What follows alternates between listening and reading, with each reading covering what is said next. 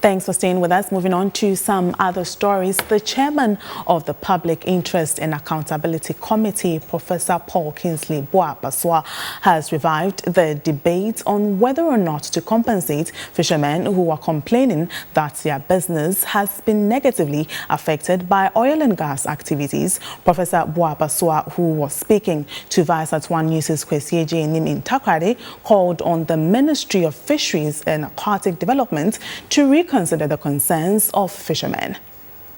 Since 2010, when Ghana began commercial oil production at the West Cape 3 Points Jubilee project site, fishermen from the western region have been demanding some compensation. The demands for compensation by the fishermen follows what they term as a decline in catch, demarcation of no-go areas for fishing due to oil installations, as well as intensified exploration activities that have also increased support oil vessel traffic at sea. However, oil companies have denied their request for compensation because the IOC says their impact assessment shows negligible impact. The chairman of the Public Interest and Accountability Committee, PIAC, Professor Paul Kingsley Boapaswa, after interacting with fishermen, rather feels there's a need for the Fisheries Ministry to take a second look at the issue of compensating them.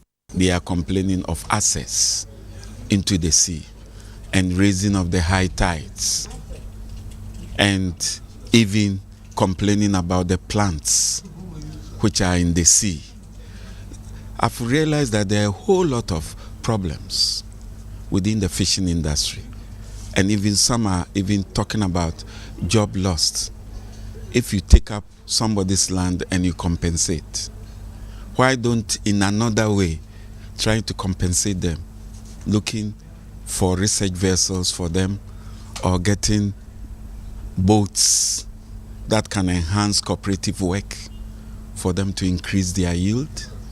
All these have been analyzed, which I think the Ministry of Fisheries and Aquatic should look at it in detail.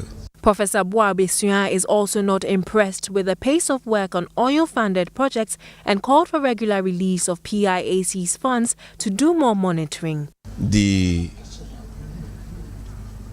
money put into those projects are not closely monitored, and as a result, the project is not going on smoothly as some of the local people put in place. So it's up to PIAC to try and monitor seriously in that line of action. This is where Government of Ghana money should be released promptly so that we can do that job. A report by Agyei Annim from Takoradi. The local news, proudly brought to you by Busy 4G Internet.